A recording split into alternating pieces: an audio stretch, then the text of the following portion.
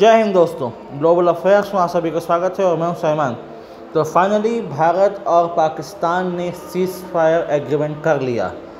ये जो seize fire हुआ है ये भारत की शर्तों पर हुआ है, यानी कि इसमें इफ़ बट का ऑप्शन नहीं है। और एक बात साफ तरीके से स्पष्ट कर दी गई है, वो ये कि एक्ट ऑफ वॉर होगा यदि किसी ने दोबारा से टेरर अटैक किया तो, यानी कि भारतीय नागरिकों पर यदि पाक स्पॉन्सर टेररिज्म दोबारा होता है तो इसे एक्ट ऑफ वॉर माना जाएगा। इसके अलावा और भी बहुत सारी चीज़ें हुई हैं जो कि भारत के फेवर में हैं। कुल मिलाकर डिप्लोमेटिक टेबल पर कोशिश की गई है कि भारत को बेटर रिजल्ट मिले, भारत के पक्ष में डील आए। आइए समझते हैं इसकी पृष्ठभूमि। लगातार 3 दिन से भारत पाकिस्तान कॉन्फ्लिक्ट में थे। इसे हम फुल फ्लेज वॉर तो नहीं कह सकते, लेकिन हाँ, ये वॉर की तरफ जाने वाली स्थिति थी।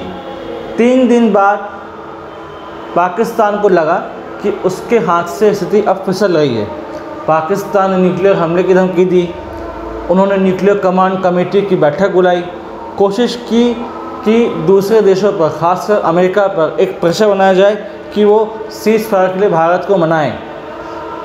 दोपहर 3:30 बजे आज ये बात हुई between the DGMO of India and Pakistan कि सीज़ फायर के लिए बात करनी चाहिए and we are ready for ceasefire. उसके बाद सीरीज़ ऑफ नेगोशिएशंस के अंतर्गत एक सीज़ फायर हुआ है। JD वैंस, मार्को रूबियो का इसमें क्रिटिकल रोल है, यानी कि ट्रंप एडमिनिस्ट्रेशन के 2 ऑफिशियल्स एक्टिव थे। उन्होंने भारत से बात की, PM मोदी से बात की गई और उनसे कहा गया कि वॉर को और एस्केलेट न करें और डीएस्केलेट करें और इसका अंत करें। इस बात पर भारत ने कहा है कि ठीक है, हम सीज़ फायर के लिए रेडी हैं, लेकिन आगे किसी प्रकार के टेरर एक्ट के बाद हम सीधे इसे एक्ट ऑफ वार मानेंगे और भारत स्विफ्टली एक्ट करेगा और रिस्पॉन्स करेगा और कोशिश करेगा कि अपनी सॉवरेनिटी को बचाने के लिए अगर युद्ध करना पड़े तो हम युद्ध भी करेंगे। 3 दिन जो एस्केलेशन हुआ उसमें पाकिस्तान को बहुत ज़्यादा नुकसान हुआ है।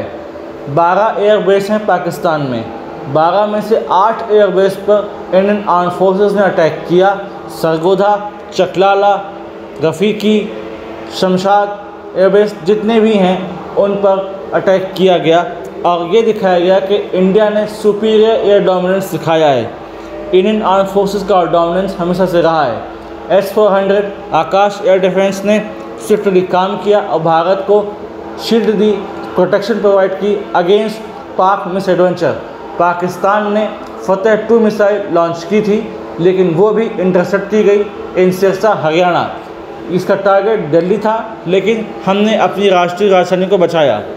इसके अलावा बताया ये जा रहा है कि इंडस वाटर ट्रीटी अभी अबेंस में रहेगी, यानी कि अभी ये ट्रीटी सस्पेंड रहेगी, यानी कि पानी पाकिस्तान को आसानी से नहीं मिलेगा, यानी कि पानी के लिए अब उसे भारत पर निर्भर रहना होगा। भारत जब चाहे पानी चालू कर सकता है, बंद कर सकता है, यानी कि अभी भी पाकिस्तान अंडर मर्सी रहेगा ऑफ इंडिया। इसके अलावा जो बेइज्जती हुई चाइना की, तुर्की की, वो भी हमने देखा। Chinese missile air defence system ये पूरी तरीके से फेल रहा और पाकिस्तान को बचा नहीं पाया against Indian drone attack and air attack. यहाँ तक कि बताया ये जा रहा है कि जो चाइना के एम्बेसडर है इन पाकिस्तान, वो भी काफ़ी नाराज़ हैं कि वो चला नहीं पाए, वो ऑपरेट नहीं कर पाए चाइनीज़ एयर डिफेंस सिस्टम को। HQ-9B जो Chinese missile air defence system है उसे ऑपरेट नहीं कर पाए पाकिस्तान ने। इसको लेकर चाइना बहुत नाराज़ है, क्योंकि चाइना को उम्मीद थी कि पाकिस्तान के बाद उसे बहुत सारे ऑर्डर मिलते from other countries, mainly from Africa. तो ये ऑर्डर भी पाकिस्तान ने चाइना के हाथ से निकलवा दिया। तो इसलिए एक ब्लंडर हुआ, एक इकोनॉमिक ब्लंडर देखा चाइना ने। तुर्की के ड्रोन्स, सेंगोर ड्रोन्स जिसको यूज़ किया था पाकिस्तान ने अगेंस्ट इंडिया, उन्हें भी गिराया इफेक्टिवली हमारे आकाश एयर डिफेंस और S-400 एयर डिफेंस सिस्टम ने। पाकिस्तान ने मिस इन्फॉर्मेशन, प्रोपेगेंडा का बहुत यूज़ किया। उन्होंने कहा कि हमने बहुत सारा नुकसान पहुंचाया है, हमने ब्रह्मोस को नुकसान पहुंचाया है, हमने S-400 को नुकसान पहुंचाया, हमने इंडियन पायलट को पकड़ लिया है। ये सारी बातें झूठी सिद्ध हुई और पाकिस्तानी प्रोपेगेंडा पूरी तरीके से बस्ट हो गया। हम सभी जानते हैं कि पाकिस्तान ऑन ग्राउंड लड़ने की काबिलियत नहीं रखता, इसलिए प्रोपेगेंडा मशीनरी ISPR और उसके पेरोल पर रहने वाले लोग यहाँ पर काम करते हैं। तो कुल मिलाकर 3 दिन के एस्केलेशन के बाद अभी स्थिति शांत है, लेकिन हाँ, यदि दोबारा पाकिस्तान की तरफ से मिसएडवेंचर होता है, खास करके उसके पाले पोसे गए आतंकियों द्वारा, तो फिर जो वार होगा वो बहुत लीथल होगा, उसमें पाकिस्तान को बहुत नुकसान होगा। एक बात और है कि यहाँ पर बलूचिस्तान को एक रूम मिलता है कि वो अपनी आज़ादी के लिए आगे बढ़े। बलूचिस्तान में वैसे ही 90% एरिया अपना आज़ाद करा लिया है बलोच लिबरेशन आर्मी, इसने 90% एरिया पर खुद का कब्जा कर लिया है और क्वेटा पर भी इनका बहुत जल्दी कब्जा हो जाएगा पूरी तरीके से। यानी कि एक नया देश आप भविष्य में देखेंगे बनता हुआ इन साउथ एशिया, बलूचिस्तान नाम का। तो कुल मिला के पाकिस्तान को नुकसान हुआ है। हमने जो शुरुआत की थी ऑपरेशन सिंदूर की बाय टारगेटिंग 9 साइट्स, वो ये था as our avenge of Pahalgam attack, लेकिन पाकिस्तान ने मिसएडवेंचर किया, हमारे अगेंस्ट एक्शन किया, जिसका उससे सटीक और कैलिब्रेटेड मैनर में जवाब मिला भी। उसके कई लोकेशंस पर लगातार हमले होते रहे, कराची, लाहौर, इस्लामाबाद, रावलपिंडी जनरल हेडक्वार्टर है, पाकिस्तानी आर्म्ड फोर्सेस का हेडक्वार्टर है, वहाँ पर हमला किया गया। इससे पाकिस्तान आर्मी की बहुत ज़्यादा थू हुई, बहुत ज़्यादा बेइज्जती हुई। कुल मिलाकर पाकिस्तानी को काफ़ी नुकसान हुआ है। पाकिस्तान को जो IMF का लोन मिला है वह आसानी से नहीं मिल गया है, उसमें एक कैवियट अटैच है कि आपको ये लोन मिल रहा है, लेकिन आपको अपने अंदर पल रहे आतंकियों के खिलाफ काम करना होगा। अपने लोगों पर टैक्स बढ़ाइए, यानी कि पाक इकॉनमी फर्दर डिटोरेट होगी, पाक लोगों पर फर्दर बर्डन आएगा टैक्स का। तो पाकिस्तान को भी पैसा मिल जरूर गया है, लेकिन इतने आसानी से नहीं मिला है। संभावना है कि बहुत जल्दी पाकिस्तान में पॉलिटिकल लीडरशिप में बदलाव हो। ऐसे न्यूज़ आ रही है कि शायद मरियम नवाज़, जो कि नवाज शरीफ की बेटी हैं, वो PM हो सकती हैं पाकिस्तान की, यानी कि शहबाज शरीफ का जाना तय है। आसिम मुनीर को लेकर भी असंतोष है विद इन पाक आर्मी। तो हो सकता है जो इनके सेकंड इन कमांड हैं जनरल शमशाद मिर्जा, इनको जिम्मेदारी मिल सकती है of chief of army staff की। तो कुल मिलाकर पाकिस्तान को नुकसान हुआ है।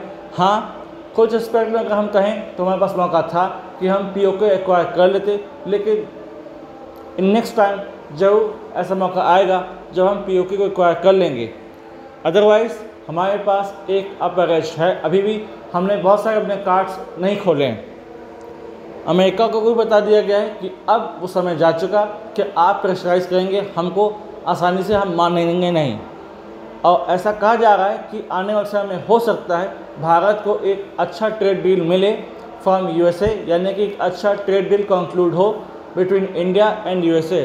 तो भारतीय इकोनॉमी, इंडियन इकोनॉमी को अच्छा फ़ायदा होगा और हम खुद को बढ़ते पाएंगे, इंडियन इकोनॉमी को बढ़ते हुए पाएंगे।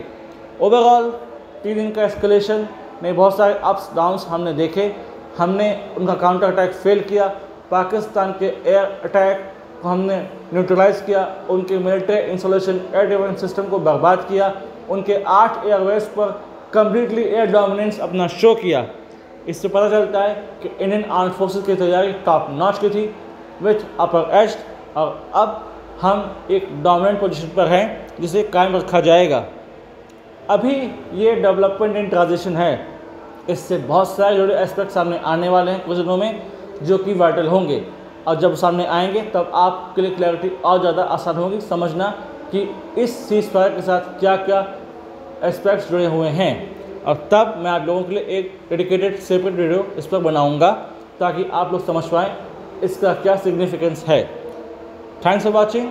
इस वीडियो को लाइक कीजिए, हमारे चैनल को सब्सक्राइब कीजिए और इस न्यूज़ को प्रोपेगेट कीजिए, इस वीडियो को फैलाइए ताकि लोग जान पाएँ कि इसकी सिग्निफिकेंस क्या है, इस सीज़ फायर एग्रीमेंट की सिग्निफिकेंस क्या है, खासकर भारत के लिए। Do like, share, subscribe the video and widely spread this video for the knowledge of people. और यदि आप हमसे जुड़ना चाहते हैं तो आप इंस्टाग्राम, टेलीग्राम के थ्रू हमसे जुड़ सकते हैं, इसका लिंक डिस्क्रिप्शन में है। आप वहाँ जाइए और इसे ज्वाइन कीजिए और इस फैमिली का हिस्सा बनिए और प्रोपेगेट कीजिए ये न्यूज़। Thanks for watching. जय हिंद, जय भारत, एंड वी होप कि in coming years we will see our position in top ladder. Thanks for watching. Jai Hind, Jai Bharat.